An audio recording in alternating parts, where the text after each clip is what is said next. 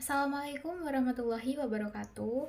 Halo adik-adik, hari ini kita akan belajar tentang larutan penyangga atau biasa disebut sebagai buffer. Nah, langsung saja. Yang pertama, kita akan belajar mengenai pengertian larutan penyangga atau buffer. Nah, apa sih larutan penyangga itu? Larutan penyangga atau buffer adalah larutan yang mampu mempertahankan pH agar tetap relatif konstan ketika ditambahkan sedikit asam, basa, dan juga pengenceran. Nah, larutan ini bekerja dengan cara menetralkan ion H+ atau ion OH- yang ditambahkan sehingga perubahan pH yang terjadi sangat kecil.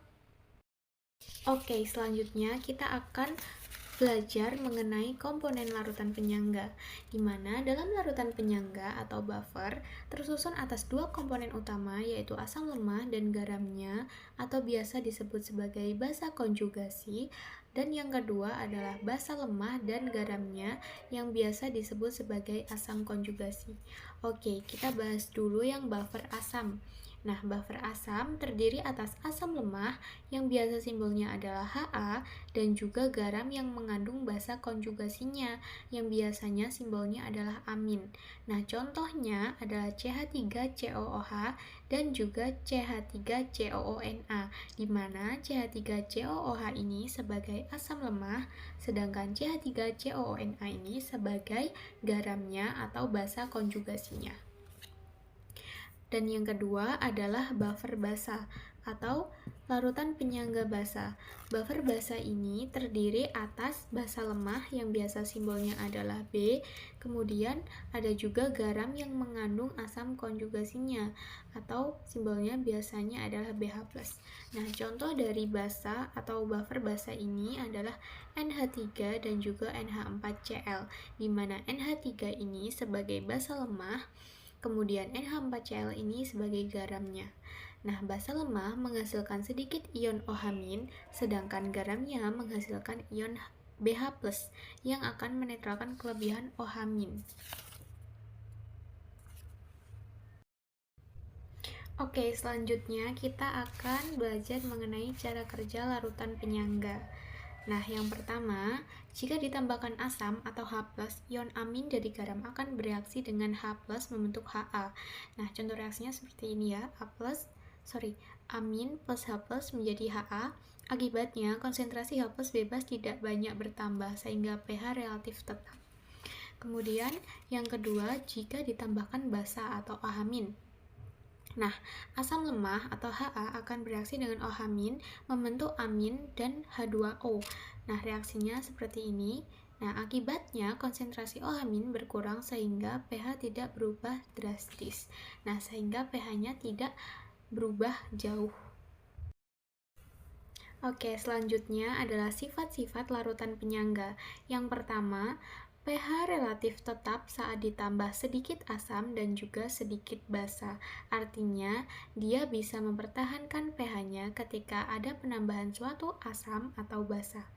Kemudian yang kedua, pH tidak berubah signifikan saat diencerkan. Jadi dia juga bisa mempertahankan pH-nya ketika suatu larutan penyangga itu diencerkan. Kemudian yang ketiga adalah memiliki kapasitas buffer tertentu. Artinya dia memiliki batas kemampuan mempertahankan pH-nya. Jadi ketika kita memiliki suatu larutan penyangga atau buffer dan kita menambahkan secara terus-menerus asam atau basa, maka pH-nya juga kemungkinan akan berubah drastis. Jadi, suatu sistem larutan penyangga ini juga memiliki kapasitas untuk menahan pH di pH tertentu atau penambahan tertentu saja. Nah, tadi kita sempat membahas tentang kapasitas buffer. Mari kita bahas lebih lanjut. Nah, apa sih kapasitas buffer itu? Kapasitas buffer adalah kemampuan larutan penyangga dalam mempertahankan pH-nya. Nah, faktor-faktor yang dapat mempengaruhi kapasitas buffer itu sendiri, yang pertama adalah konsentrasi komponen buffer. Jadi, semakin banyak komponen buffer, maka semakin besar juga kapasitasnya. Kemudian yang kedua, perbandingan asam dan basa konjugasinya itu juga sangat berpengaruh dalam sistem buffer ketika bekerja. Nah, selanjutnya contoh larutan penyangga dalam kehidupan sehari-hari. Nah, di sekitar kita ternyata ada banyak banget contoh larutan penyangga. Contohnya, sistem buffer pada darah. Ini senyawanya biasa disebut sebagai H2CO3 atau kalau dalam ion itu HCO3-. Ini biasanya menjaga pH darah sekitar 7,4.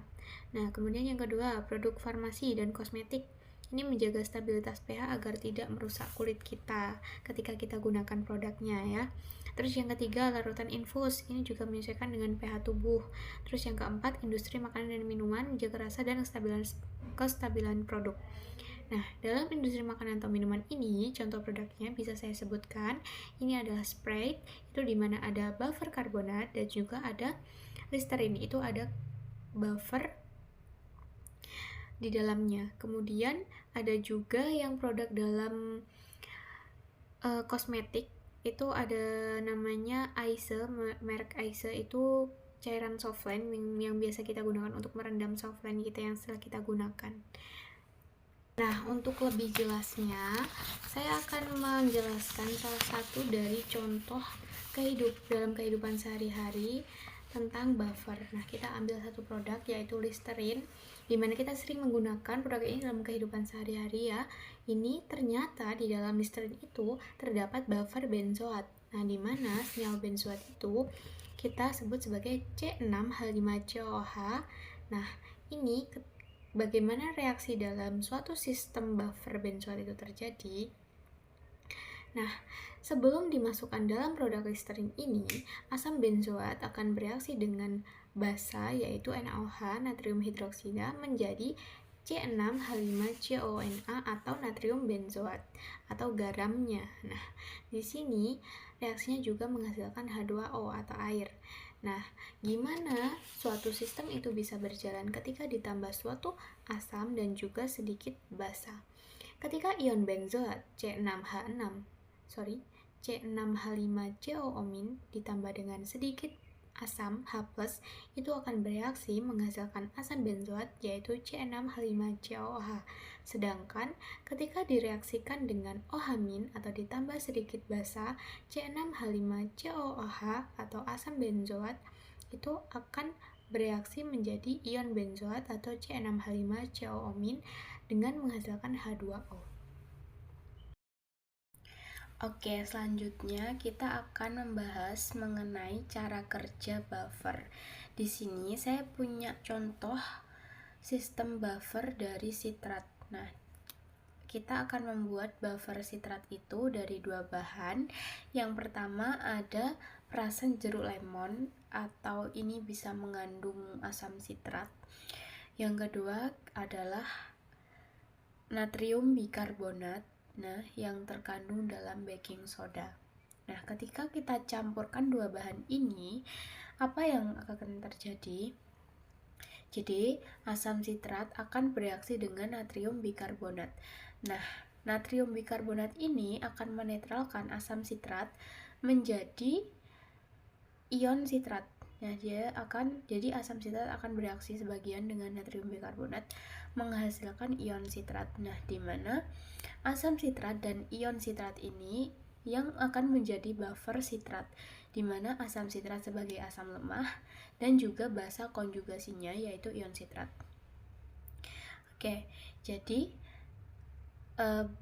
demikian cara kerja buffer atau cara membuat suatu buffer. Kemudian, jika kita menambahkan sedikit asam dan juga sedikit basa ke dalam sistem tersebut, kira-kira apakah yang akan terjadi? Oke, yang pertama kita coba untuk menambahkan asam ke dalam buffer tersebut.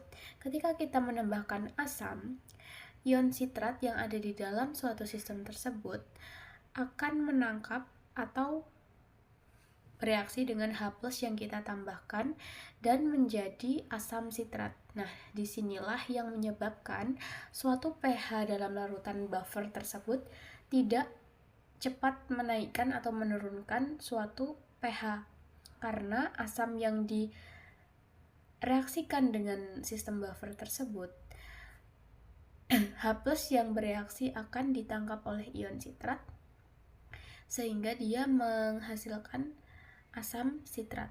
Kemudian ketika kita menambahkan sedikit basa, apakah yang akan terjadi? Jadi basa atau ohamin yang ditambahkan ke dalam sistem buffer tersebut akan dinetralkan oleh asam sitrat.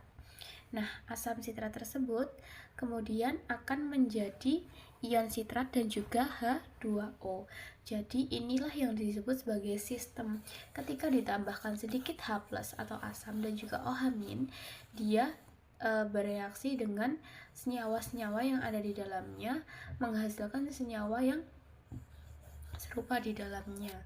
Jadi tidak bisa atau bisa menstabilkan pH yang ada dalam larutan tersebut.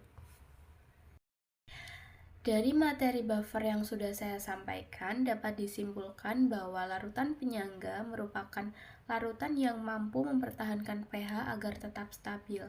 Nah, di sini ada dua jenis larutan buffer, yaitu buffer asam dan juga buffer basa. Buffer asam terdiri dari asam lemah dan juga garamnya, sedangkan buffer basa terdiri dari basa lemah dan juga garamnya. Prinsip kerja buffer adalah menetralkan ion H+ atau ohamin yang ditambahkan sehingga perubahan pH sangat kecil. Terima kasih, sampai ketemu lagi. Bye-bye. Wassalamualaikum warahmatullahi wabarakatuh. Sekian penjelasan mengenai materi buffer. Terima kasih. Wassalamualaikum warahmatullahi wabarakatuh.